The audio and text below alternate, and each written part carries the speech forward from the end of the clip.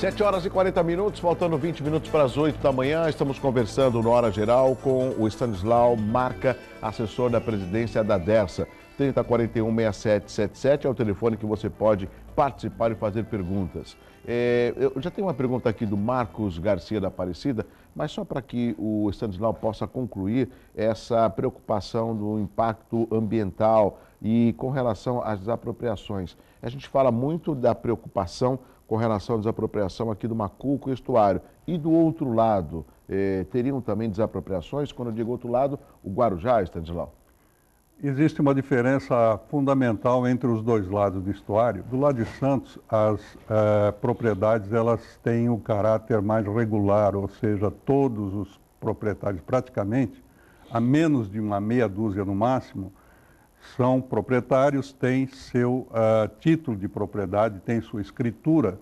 Então, neste caso, a gente procede à desapropriação. O processo denomina-se desapropriação. Quando a ocupação é irregular, ou seja, a pessoa tem lá sua construção, mas não tem a propriedade da terra, está numa área invadida, por exemplo. Aí a gente passa para um processo denominado de reassentamento. Em ambos os processos, a Dersa já tem uma tradição, tem uma cultura, tem uma experiência, uma expertise que nos permitem até dizer que, no caso de reassentamento, o procedimento foi premiado pelo Banco Mundial, que foi um dos financiadores de uma das nossas obras. Nos dois casos, se procura fazer a coisa com a máxima justiça possível. No caso da desapropriação, definido que aquela área é de utilidade pública, há um decreto prévio de utilidade pública, que ainda não saiu, que vai sair após esse processo de consulta, é bom que se diga. Ou seja, hoje eu não tenho certeza de que aquele imóvel vai ser desapropriado, justamente por aquilo que a gente espera do processo de audiência do povo. É a melhoria da solução proposta. Mas definido que aquele imóvel vai ser desapropriado, nós passamos a um processo, primeiro de cadastro da terra, com toda a delimitação, confrontação com os limites de escritura e avaliação, cadastro inclusive, vamos dizer, dos bens móveis. Tudo que está lá é avaliado de acordo com normas da Associação Brasileira de Normas Técnicas, de acordo com o Instituto Brasileiro de Avaliação e Perícias e, importante que se diga, a preços de mercado. Algumas pessoas dizem que, olha, vocês vão ser desapropriados pelo valor venal, pelo valor da escritura. Essa é uma das preocupações. Isto é uma mentira que estão jogando no mercado aí para assustar as pessoas. A Dersa, ela não faz isso. O governo do estado não faz isso. O governo avalia o valor de mercado, faz pesquisa em imobiliárias. E veja bem, esse valor de mercado reflete até com normalidade a melhoria que aquele empreendimento futuro está trazendo para a região. Ou seja, eu não estou cobrando contribuição de melhoria de quem está sendo beneficiado. Isso não existe aqui no Brasil, a gente não tem cobrado. Mas quem é prejudicado, entre aspas, ou seja, quem é desapropriado, acaba se beneficiando dessa melhoria que aquela obra futura vai trazer. Esse é um questionamento muito grande, inclusive na reunião ontem de manhã na Prefeitura, alguns moradores, junto com o prefeito e os vereadores, estavam comentando que eles não teriam condição de vender e comprar um outro imóvel pela realidade no mercado, né? Ou seja, tudo isso vai ser avaliado e, ao mesmo tempo, uma outra pergunta. As pessoas, elas já sabem quem vai ser desapropriado ou não? Porque isso acaba causando uma preocupação para os moradores do Macuco, Stanislau. Primeiro, veja bem, a preocupação existe, é até justa, porque quem está lá, vamos dizer, através de um sonho, conseguiu aquela sua propriedade. Exato, é o único bem que tem. Essa é a minha casa. Só que eu não posso garantir ainda, antes desse processo de consulta pública e da consolidação da solução, porque o que nós temos é um projeto básico. Agora eu estou entrando na fase de projeto executivo. Os órgãos ambientais vão me fazer uma série de exigências que eu vou ter que atender, eu sou obrigado a atender. Por exemplo, dia 8 de outubro agora vai ter uma audiência pública para discutir essas desapropriações. É importante a participação da população? Sem dúvida. A participação da população é absolutamente necessária, é muito importante. É por isso que eu faço questão, vamos dizer, de reafirmar que nós temos 2 centros de relacionamento, temos os canais formais de contato com a DERSA, através do site, através da sede lá em São Paulo, na Rua Iaiá 126. Sem essa participação, nós não vamos chegar a uma solução boa. Então, eu peço que a população participe, todos os setores da sociedade devem participar.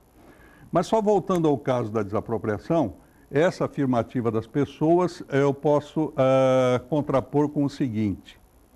O processo de desapropriação da DERSA é basicamente um processo de compra e venda, só que não é uma venda consentida, é uma venda, vamos dizer, obrigada, porque foi emitido um decreto de utilidade pública. O bem público, evidentemente, está acima do bem individual, né? E é uma compra não consentida a valor de mercado.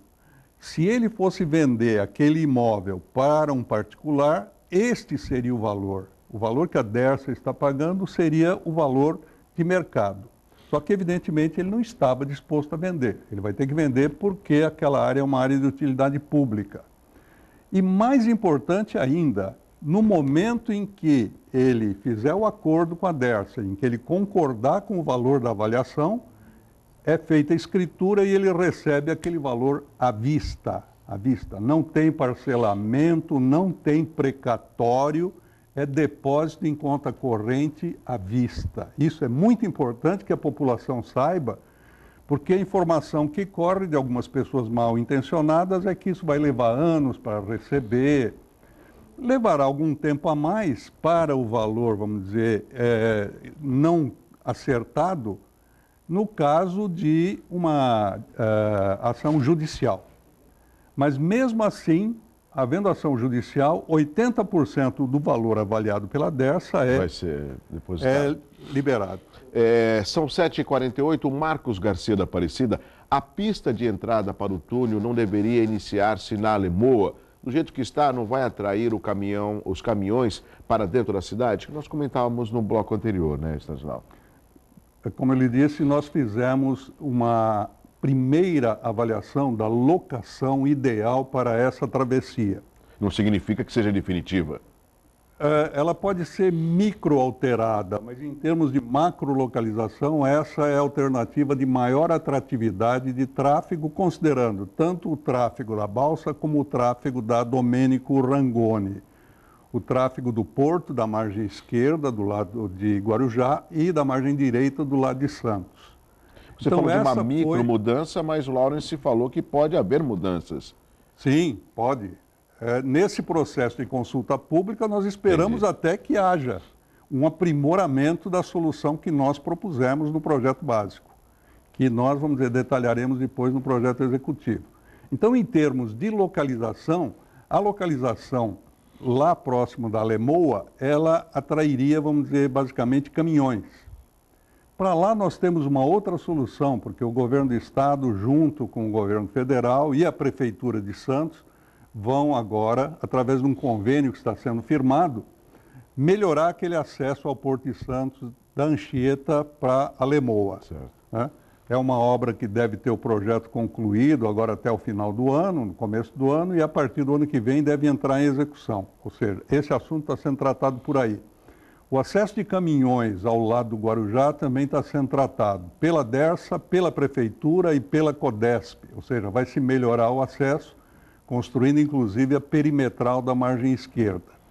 Ou seja, há uma série de intervenções dos governos, das 3 esferas de poder na região, justamente buscando a melhoria da mobilidade urbana. Eu particularmente sou usuário daqui, vamos dizer, trabalhei em Santos durante algum tempo, no programa Onda Limpa da Sabesp, e tenho meu apartamento no Guarujá. Então, eu posso falar, vamos dizer, que eu estou defendendo também o meu interesse próprio. A questão da mobilidade urbana aqui virou um caso sério, principalmente porque o Brasil, vamos dizer, teve um crescimento da frota de veículos nos últimos 10 anos, exato, que é o dobro da de 10 anos atrás. Isso realmente, vamos dizer, não há sistema viário preparado para uma dobrada de quantidade de veículos em 10 anos. Stanislau, nós temos mais uns 3 minutos. Eu queria tentar que a gente consegue responder as perguntas. O Jaime do Macuco: no período de construção do túnel, terão que ser feitas algumas intervenções no canal do Porto, paralisando até a passagem de alguns navios. Já foi calculado o prejuízo para a área portuária que a construção do túnel pode gerar? Realmente vai acontecer alguma interrupção, mas é muito localizada. Ou seja, esse processo, ele tem, com relação a, por exemplo, a construção da ponte ou a construção de qualquer outra alternativa, essa qualidade de, no futuro, não ter nenhuma interferência no canal. Sim. Porém, durante o projeto, hoje mesmo nós estamos fazendo algumas sondagens geotécnicas no canal. Existe uma balsa instalada, fazendo os furos lá para a gente verificar direitinho qual é a qualidade do solo lá embaixo, a resistência, a composição, etc. Inclusive colhendo amostras do fundo para fins de justificativa nos órgãos ambientais. Então aí a intervenção é localizada, nós estamos com autorização da CODESP e da Capitania dos Portos. Na fase de construção é que vai haver alguma interferência um pouco maior. Essa movimentação na dragagem da trincheira que atravessa o canal e depois no assentamento dos módulos. São 6 módulos que vão ser afundados ali, instalados ali. Cada um desses módulos deve consumir 24 horas aí de interrupção do porto. Porém, isto está sendo conversado com a CODESP para que a operação do porto realmente não seja prejudicada. Então, pode haver, vamos dizer, uma alteração da operação, mas sem prejuízo. Agora, o que a gente tem que avaliar é o benefício que o porto terá com esse aumento da mobilidade. Já estamos chegando no final. Muito rapidamente, a Joana Mera do Gonzaga: será cobrado pedágio para os usuários do túnel ligando Santos ao Guarujá? Em princípio, sim, porque senão eu gero uma alternativa, vamos dizer, que vai significar rota de fuga para as outras opções. Hoje eu tenho a balsa cobrando 9,10 e tenho o pedágio da Domênico Rangoni cobrando 9,80.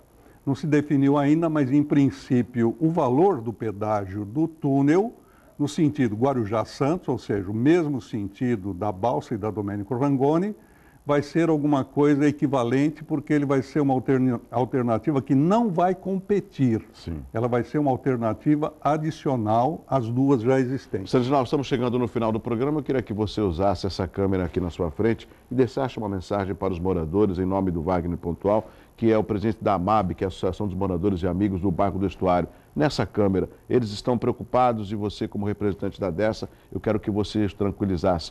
30 segundos, por favor. Eu gostaria de dizer a todos os moradores que a nossa maior preocupação, como eu falei, vamos dizer, é a questão socioambiental. Eu já expliquei que a questão ambiental ela é de menor peso do que, neste caso, a questão social. E que tanto nós da DERSA, da Secretaria de Transportes, como as duas prefeituras envolvidas no empreendimento, a Prefeitura de Santos e a Prefeitura de Guarujá, farão todo o possível para que o impacto seja o mínimo possível e, evidentemente, que a gente maximize o benefício. Como eu disse, para mim essa obra é a obra do século para a região da Baixada Santista. Muito obrigado, Stanislau Marca, continue aqui com a gente, obrigado pelos seus esclarecimentos. Isso é que é importante, discutir os assuntos da região com a participação do telespectador no 3041-6777. Eu espero ter colaborado com as informações junto com o Stanislau e você, ouvinte. O que nós queremos é discutir com seriedade o desenvolvimento e o crescimento da região metropolitana da Baixada Santista. Por isso a importância das audiências públicas, por isso é importante as informações. E nós da Santa Cecília TV temos esse papel de contribuir sim com informação para que você saiba como participar e esteja envolvido no crescimento da nossa região. Amanhã estaremos de volta às 7 da manhã com Hora Geral e logo mais às 4 da tarde, reapresentação. Um abraço forte para você. Tchau, tchau, até amanhã.